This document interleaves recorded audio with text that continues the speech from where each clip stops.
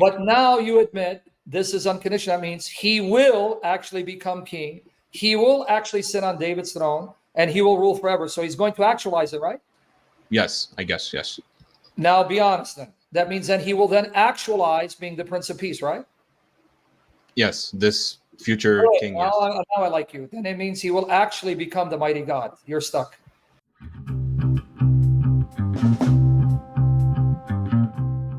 Now, as a Karaite who doesn't believe in the Talmud, what's your view about the Messiah? Do you believe in the Messiah? He's coming? Yeah, of course we do. What do you believe about the Messiah?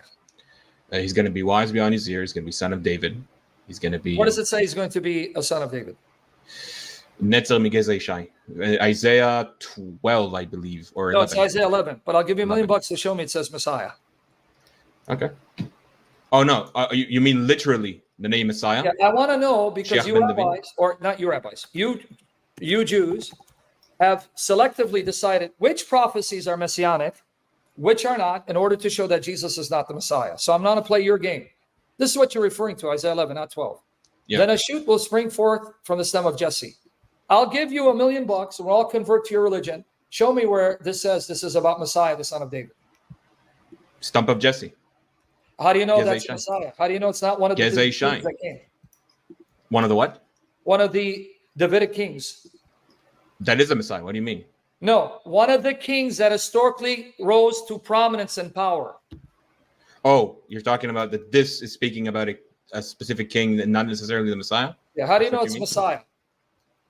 Because of the stump of Jesse. The stem of Jesse, sorry. So was Hezekiah from the stump of Jesse? Yes. Was Josiah from the stump of Jesse? Yes. Was Solomon? Yes. Okay, now prove to me that this is Messiah, not one of these kings that came. They were all messiahs, but not the Messiah. Okay, no, the Messiah. I want you to show me prophecy about the Messiah. Spirit of Yahweh will rest on him, spirit of wisdom, understanding, and might, and so on and so forth. Okay, how do you know this is the Messiah? I'm still waiting for the answer, buddy. Because he has not yet come. All of these have not yet been fulfilled. How do you know it's not referring to one of the historical kings? Because it's speaking in the future tense. How do you know it's not referring to one of the kings that comes after Isaiah? Are we going to keep going doing this? Because you know there were Judean kings up into the Babylonian captivity, right? I know, yes. Okay, so how do you know it's not referring to one of them? I don't think, if I recall our history correctly, I don't think that it matches any of the other kings after. Well, you can think what you want, because if you've read your scriptures, even the promises that God makes are conditioned, because he says that his throne will be forever. But then he says, if he obeys my commandments, like he said with Solomon. So how do you know it's not conditional? Because of 2 Samuel 7. That's actually going to work against you, because 2 Samuel 7, 14, 15 is about Solomon. I know what you're referring to. 2 Samuel 7. Go 14. There. I want to see it. I want to see it and see how you understand. Show it to you. Very easy. You sure you want to see it? I know it. Okay. I just want to see what because have you read the parallel? I know that it's about Samuel. Sorry, about Solomon. Who? Solomon. Sorry. Okay, so I don't need to prove it, because then look what he says about Solomon. Hold on. So you admit it's Solomon, right? Good. I'm glad, because now I want to show you this. 1 Chronicles 28, verses 4 to 7. Solomon, you admit it. So now here's the parallel. Yet Yahweh, the God of Israel, chose me from all the house of my father to be king over Israel forever. For he has chosen Judah to be a ruler, and the house of Judah, my father's house, and among the sons of my father, he took pleasure in me to make me king over all Israel. Now of all my sons, for Yahweh has given me many sons, he has chosen my son Solomon to sit on the throne of the kingdom of Yahweh over Israel. And he said to me, your son Solomon is the one who shall build my house and my courts. For I've chosen him to be a son to me, and I'll be a father to him. And I will establish his kingdom forever if, here's a condition, if, it's not unconditional, he will be strong to do my commandments, and my judgments is done now. So what if Solomon doesn't do his commandments? Will his kingdom be forever?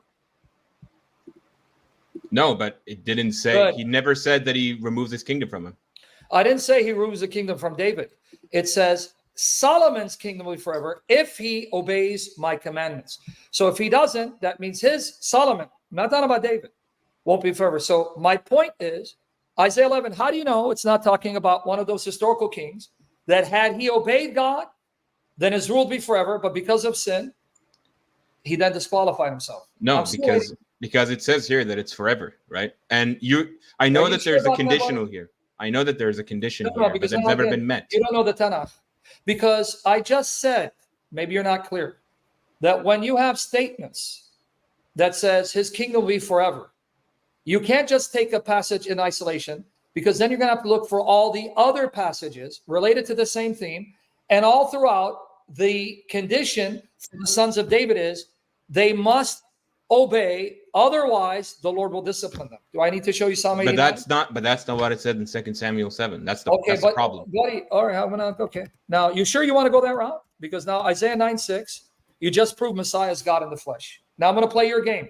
What does that have to do with it? Doesn't say, because it says the child born who sits on David's throne, his kingdom will be forever. El Gibor, yeah, I know that. Who is this? No, El Gibor. It's supposed to be the Messiah, yeah. Oh, you agree it's a Messiah?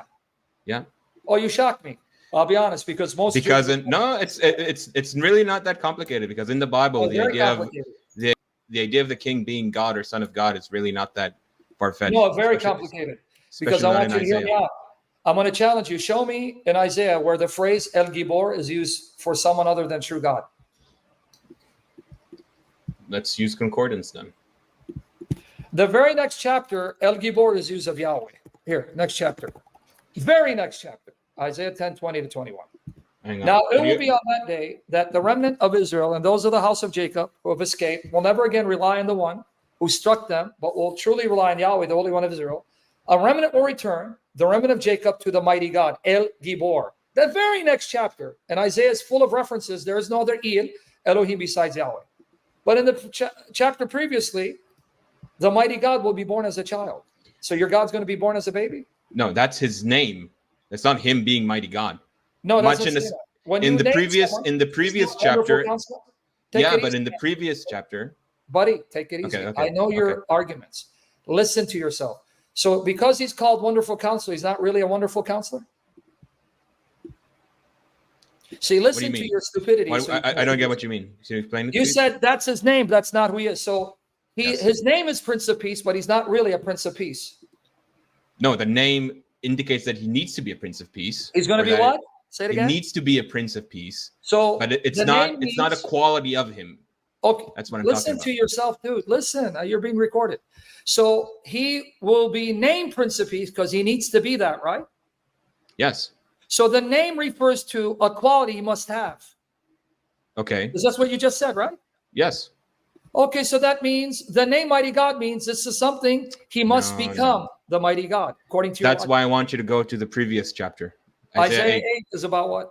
Ma'ir Shalach Hashbaz, the one that you usually skip. And why? The text tells you why he's called that, right?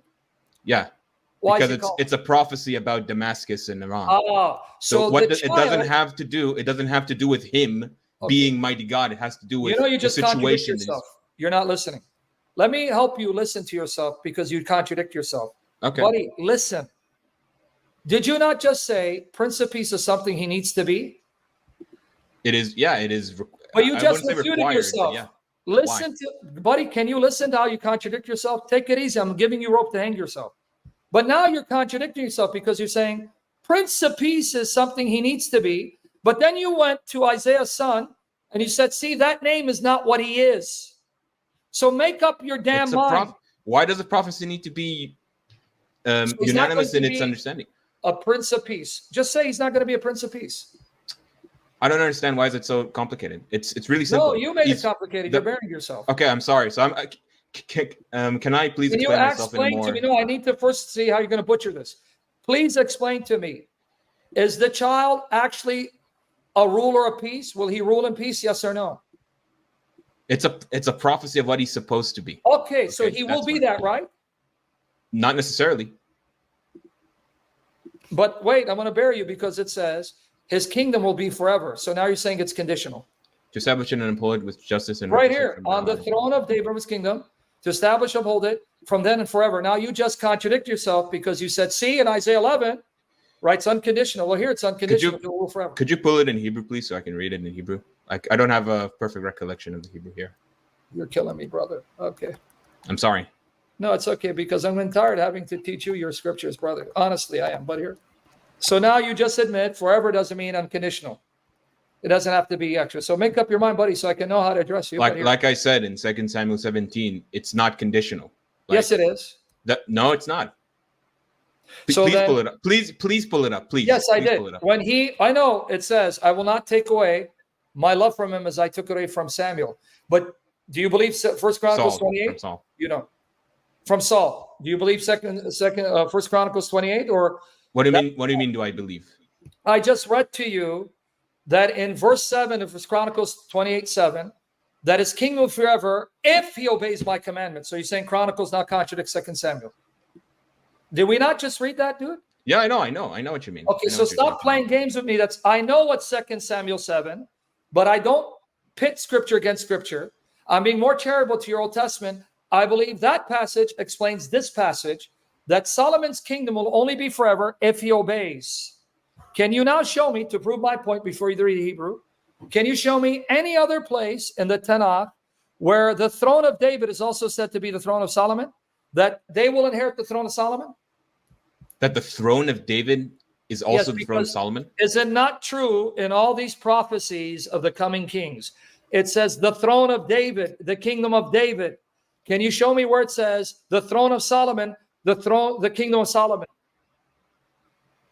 I don't get it. Sorry. I'm really trying. I'm genuinely trying. I'm being patient because I'm old. I'm not young. Whenever God mentions a king who will come, it says he sits on the throne of David, the kingdom of David. He is David, their king. Can you now show me where, when God speaks of a king to come after Solomon, and he says, this one sits on the throne of Solomon? Why does it need to be in those words? Because according to you, when God said to Solomon, his kingdom is forever, that's unconditional, meaning it's his kingdom, right? Not just to him, to his lineage. What do you... But you said it's unconditional to Solomon.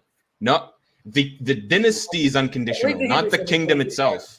I'll let everyone decide how you contradiction. Now read the Hebrew from me. Here it is. You can read right to left. Go ahead. Isaiah. Oh, no, I was talking about 2 Samuel. This is Isaiah. No, yeah, because damn, you are slow. We were talking about Isaiah 9, where it says, the child to be born, his throne will be forever. Oh, okay. Sorry. So can you put it back? Brother, why are you doing this to me? Are you trying to make me a heart attack? You know I'm not patient, but go ahead. Read for me. Sorry. משרה ולשלום אין קץ על כיסא דוד ועל ממלכתו להכין אותה ולסעדה ולמשפט ולצדקה. עולם. מעתה ועד עולם קנאת אדוני צבאות תעשה. Okay. Now tap dance around עולם. Tap dance around because this is the ועד עולם, yes. No, it is forever. Okay. So can we stop the nonsense and coming back? Wait, did it say... Whoa. Hold on. Can you go back, please? Did it say ותכין את ממלכתו? Guys, how long do you think this guy's going to last? Let's see. Go ahead. Go ahead. I'll wait. I'll give you time. שלום אין קץ על כיסא דוד ועל ממלכתו להכין אותה ולסעדה. להכין אותה? Okay. I never noticed להכין. Never mind. Okay, never mind. I'll concede this argument. Okay. It is forever. No. Don't concede that because you're going to do a tap dance. So now this is an unconditional promise. He will reign forever. Is that what you're saying? His dynasty, yes. So guys, notice he said yes because I don't want to... On the throne of David, yes. And that means he will then actually become the Prince of Peace? No. You know, guys, you know you got to get out of here right now. Okay, I'm sorry. I'm sorry if I can't catch up. I'm sorry. Okay, so can you be honest and say, you said that the name means that's what he needs to be, but doesn't mean he'll become it, right? It's a prophecy, yes. I think. But now you admit this is unconditional. That means he will actually become king. He will actually sit on David's throne and he will rule forever. So he's going to actualize it, right? Yes, I guess, yes. Now be honest then. That means then he will then actualize being the Prince of Peace, right? Yes, this future king. Yes. Now I like you. Then it means he will actually become the mighty God. You're stuck. I'm not so sure, no. Not too sure that I'm stuck. Okay, well, let's ignore that. But I know you're being convicted. So what other prophecy do you have that you think is about the Messiah? I can't pull one off the top of my head. So I can only say what will happen in the end of days with the, well, you can't tell me if you don't know the prophecies. That means you're just giving me your interpretation. Okay, I want to show you because you like Haggai. Your name is Haggai, right? Haggai, yes. Okay, let's go here. Now I want to see. I want you to explain to me the first temple of Solomon, Shlomo. The cloud appeared. Fire came out of the cloud and consumed the sacrifices. And Solomon and the priest saw it, right? You know this, or I got to show that to you? Hold on. My connection's buckling up. Right. Do I need to show you that in the time of Solomon, the temple was built? It says the pillar of cloud appeared like it did at the time of Moses. Yes. Fire. Okay, so you know that, right? Yeah. And not only that, but in the temple, you would have the mercy seat, the Ark of the Covenant. You would have the golden jar of manna. You had Aaron's rod, and you had the tablets of stone behind the most holy place, right? Yes. In the second temple, did the pillar of cloud appear? No. Did they have the rod and the tablets of stone? No, there's a midrash about the word there that talks about. So they didn't have it, right? I believe you. No, they didn't have it. They didn't have it. Okay, now since your name is Haggai, can you explain to me how the glory of the second temple will be glory than the first? Here it is, Haggai 6, chapter 2, verse 6 to 9. For thus says Yahweh of hosts, once more in a little while, I'm going to shake the heavens and the earth, the sea also and the dry land. I will shake all the nations. They will come with the desirable things of all nations. I will fill this house. It's not about the second temple. Yes. You know this because you've read Haggai 1. I hope you're not going to disagree with me. No, I know. Okay, good. He's not being honest. I will fill this house with glory, says Yahweh of hosts. The silver is mine, and the gold is mine, declares Yahweh of hosts. The latter glory, the glory of this house, will be greater than the first. Yes. And in this place I will give peace. So what happened in the second temple that made the glory of the second temple greater than the first? And how did God establish peace in the second temple in light of the fact it was It never happened. That's not what it says. Remember you said unconditional promise? He didn't say it. Okay. All right. This goes to the interpretation of whether the second temple is a second temple or is it merely an addition of the first? The latter house, this house. You want me to read it? Okay, I know, but this is house. I know what you mean. What I'm trying to say is that goes into the interpretation of whether or not the second temple was the second temple or is it simply the first? Your tradition says. The text in front of my eyes. I will fill this house. Do I need Which to means this house can mean the future house, not necessarily the second temple. No, because let's read from verse 1. No, I'm sorry. Bye, your tradition. On the 21st of the 7th month, the word of Yahweh came by the hand of Haggai, the prophet, saying, speak now to Zerubbabel. He was not building a future house that didn't exist. He was building the second temple. The son of Shealtiel, governor of Judah, and to Joshua, the son of Jehozadak, the high priest and eminent of the people, saying, who among you remains who saw this house in its former glory? And how do you see it now? Yes. Does it not seem like nothing in your eyes? Well, hold on. Don't say yes, because when I tell you it's about this house, oh, no, it doesn't mean that. I know it's about this house. That's my point. It is this house. But this house doesn't... How did this house become more glorious? I will fill this house with glory. But you think this is the second temple. It wasn't finished built when Zerubbabel and Joshua were building it. I know. It took many more years, so that even at the time of Ezra, they were still building it. Stop the games, dude. I know. I'm not denying any of this. Okay, so how did the second house become more glorious than the first? It did not. That's my point. It didn't. So this is a false prophecy. No, it's not. That's my point. It's not talking about the second temple. Because you're wasting my time. Okay. This house, which house? Let's go back. This house that Zerubbabel is fashioning, this house I will fill with my glory. Okay. Can I give you an analogy, maybe to illustrate my point? I want to deal with the text, buddy. I'm trying. I'm following the text more than you are. Can you explain it to me? I'm trying to. You know what? No, you're not. You're telling me it doesn't have to mean this house. I'm going to pull it up in Hebrew. Maybe it's more clear there. You want me to show you the Hebrew? You can read the Hebrew. It's not going to make your case. I think it will. Okay, here. Let's see how it's going to make your case. My goodness. All right. My goodness, man. What I have to I just feel like we're talking past each other. I don't know how. No, we're not. You're denying what the text says because you know it's going to show you missed your Messiah and you don't want to repent. Here it is. Okay, Haggai. Let's go to Haggai 2. Okay. When do you want to start reading from the Hebrew from here? It's right in front of you. You want to start from verse 1? Yeah. Okay, talking to the guy. Scroll down. את הבית הזה בכבודו הראשון, ומה אתם רואים אותו עתה, Halo ke'ayin beinechem Hold on, lebein what does it say here? Habayit hazeh, yes, this temple, this Okay, house. good. Remember these Okay. words, okay? Remember, take it Yes. easy. Which temple? The one that Zerubbabel is fashioning, right? Yes, the same one that was destroyed. Okay. Good. No, it wasn't destroyed yet. No, Meaning the first one was, but this one is not. This is exactly my point. This is exactly my No, point. that's not your point, because the second one is being built. There It's is not no being second built. house. That's my point. There is never a second house. It's the Buddy, same what are they house. building here? The temple. And when he says right here, so you're playing games with the text, but you have to act like a Muslim with your own Bible. That's okay. They have to pervert the text. Watch here now. Okay, a little while, and I will shake heaven and earth and the sea. All right. And dry land, I will shake all nations, and they shall come. The desire of nations, and I will fill what again? Habayit hazeh, yes. Which I know. house? This house. Which This one? temple. Hazeh, yes. This is what I Which mean. one? The This is one what I'm talking Zerubbabel is building, right? No, Do I need to no. go back That, to the okay, you know what? Yes. Yeah, for your sake, yes. Because I don't think you understand Well, my now, point. no, it's going to make, because now I want to know here. What does it say here? Habayit hazeh acharon min harishon. Okay. Yes. So this temple will be filled with glory more than the previous one. The former one is which one? How to show which one is that? I'm gonna go in like 5 minutes. I just want to make it. Okay, clear. which one is this? The former one. Harishon was the first temple. Say it again.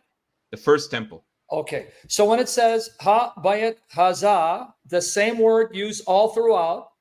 I hope I don't have to come to ha bayet haza, and then we go back here. Let's see. Hold on. Let's see.